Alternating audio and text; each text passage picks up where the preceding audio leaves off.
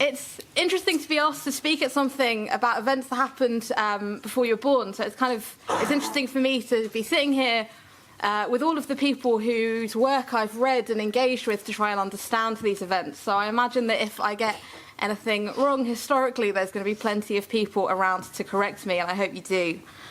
So growing up in the 90s and early 2000s in Britain, when you talked about politics around race, particularly around South Asians in Britain, the whole conversation was really dominated by a politics of respectability, by ideas around acceptance and belonging. Everything was very much focused on a set of individual rather than collective achievements. So the conversations tended to focus around things like Asian characters on EastEnders or Asian politicians, this kind of thing. And there was a real sense that in the mainstream, in the public, the conversation around young South Asians was about generational or intergenerational struggle. So there was always a very sellable story about arranged marriages or belonging and these kinds of very individualized familial stories. And in Avtar's recent piece for Discover Society, she notes that there was all this focus on intergenerational conflict and that she thought that was exaggerated. And I think we can still see that today. I think that's a really exaggerated, individualizing narrative.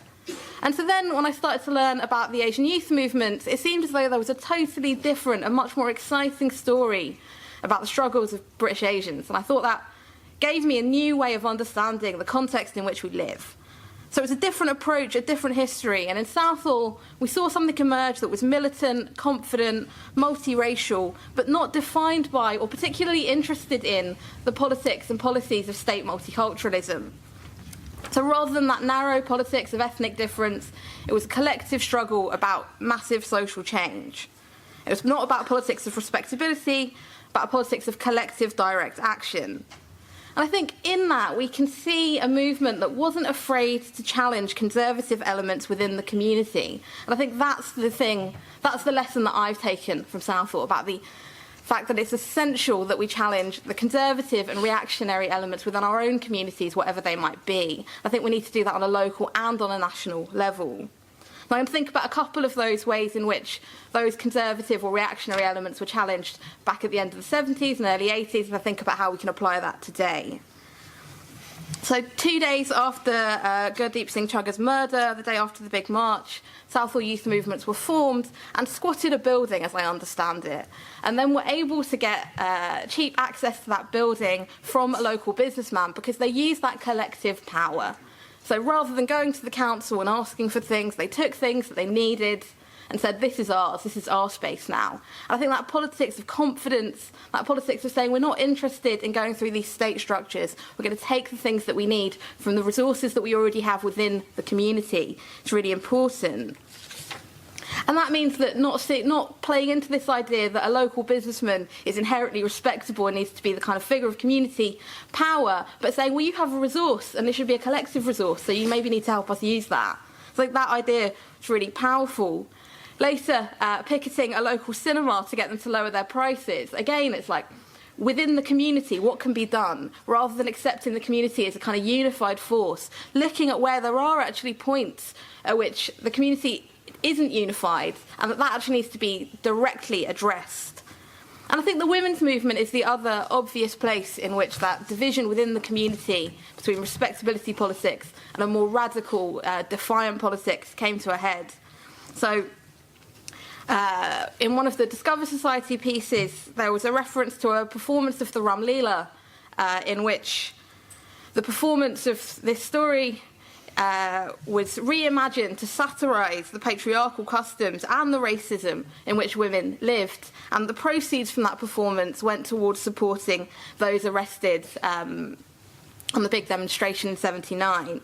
So thinking about that, thinking about the way that the women's movement, the women's groups at the time, both challenged the patriarchal structures in which they live and also were active parts of the anti-racist and anti-fascist movement they found themselves within, that also had, as I think was addressed in the earlier panel, patriarchal elements within it, right? So I think we can't ignore that. We can't pretend that things were entirely unified when they certainly weren't, and they aren't today. And I think keeping up that politics of not accepting the conservative or reactionary elements within which we live at all stages is really important. And so Southall Black Sisters and other groups had to fight against both the ignorance of the white women's movement, against the lack of desire of the local council to engage with these issues, and against self-appointed community leaders who didn't want practices of domestic violence to be confronted in our own communities at times. Now, of course, that was certainly never everyone, but I think those elements were always there and continue to have to be fought. So I'd think about what we can learn from that history today. I think we need to continue to challenge black and brown faces in high places that are responsible for racist practices, and we see that more and more. So racism, as people have said, is reorganising itself around this discourse of meritocracy, and so we're going to keep seeing black and Asian politicians, black and Asian public figures doing the state's dirty work for it, actively participating in those state practices of racism. And so I think it's also important to say that not just collaborating with the far right, with the state, but also these days with the far right. So we've seen Tommy Robinson invited by the Hindu Council of Britain to speak at the Mandir. I think that's really important to note that that is what's happening and that has to be challenged with our own communities. We saw Theresa May garlanded at a Hindu temple, which was then, and she urged the Hindus to make the UK the world's greatest meritocracy. And that was something that had that temple investigated by the Charities Commission, because there's meant to be a clear separation between political groups, political parties, and registered charitable organisations, which clearly in that case there wasn't. We saw this huge rally for Modi and this massive increase of support for Hindu nationalism among Hindus in Britain. And it's not just the Hindu community that's part of this. So we've seen Sikhs joining the EDL and taking prominent positions among their ranks. I think we need to see what the dynamics are here and really actively see this as something that is partly our problem. Like, we, as an anti-racist left, have to note that these things are happening and they're going to keep happening unless we fight back. And we have to fight back within our own communities as well as against the far right and state racism more generally.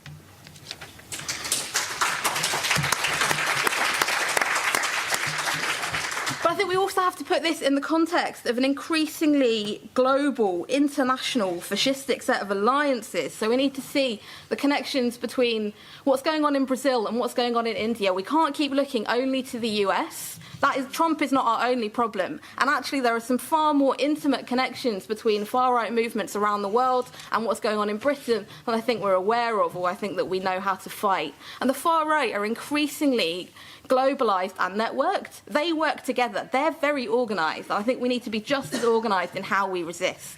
I think that's something that has not yet been taken fully into account in how we talk about things. So, of course, local struggle is incredibly important. Of course, the politics of the street is ground level, and we have to start there. But we live in an increasingly networked culture, and actually what happens at ground level in Brazil might have a real impact on what happens at ground level in London. And also I think one of the big changes since the end of the 70s is now we have these huge national institutions. So I think about something like the BBC Asian Network, right? It's this huge institution that's completely unaccountable to us in many ways and still spouting the same old, tired, patriarchal respectability politics that we've been hearing for so long, right? I mean, I turn it on to listen to the music and I'm like, oh my God, I cannot believe this is still the state of the conversation. So they did a phone-in show about Rahaf Mohammed Al-Kunan, who fled Saudi Arabia because she feared for her life after deciding to leave her faith. And they asked the question, do you respect her decision? As though that is the legitimate question to be asked. I think it's really crucial to fight those institutions because those are the institutions that claim to represent us. Those are the institutions that claim to be part of, to become from the community, and in many ways they really don't. In many ways they're incredibly reactionary institutions. So I'd like us to think about what we can do in terms of challenging those national institutions. So finally, I'd like to think about another big shift that's happened in the last 40 years. So we saw in 81 the Bradford 12 claim and win their case on the basis that self-defence is no offence. So they had made Molotov cocktails, they'd made the things that they needed to protect their community. And they got off, right? So they were not convicted. They got off on that. And that was because of a huge community self-defence campaign.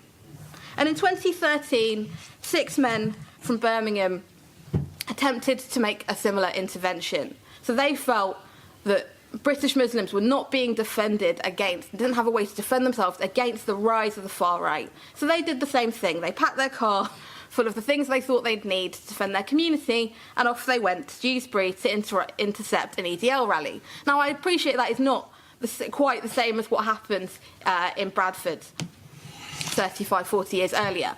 But I think it's notable that those young men, when they were intercepted, got 19 and a half years in prison each, which they're still serving. And there was and they'd got convicted on a terrorism charge. There was no self-defence, there was no community defence campaign around them. No one said they were acting in self-defence. I think that seeing that shift, and I think a lot of that is because of counter-terrorism legislation, because of the way that really fear has been put into the heart of our communities through an increasingly militarised society in which dissent is immediately criminalised. So I think it's much more difficult to fight back in many ways than it was 35 or 40 years ago. But I think it's instructive to look at what's changed in that time and to look back at the events of Southall, not to think about them as a kind of nostalgic, reified story that we can tell ourselves about resistance, but to think about what we can learn from them in terms of methodology, what we can learn from them in terms of what might be possible if we have a different set of imaginative horizons. I'll leave it there.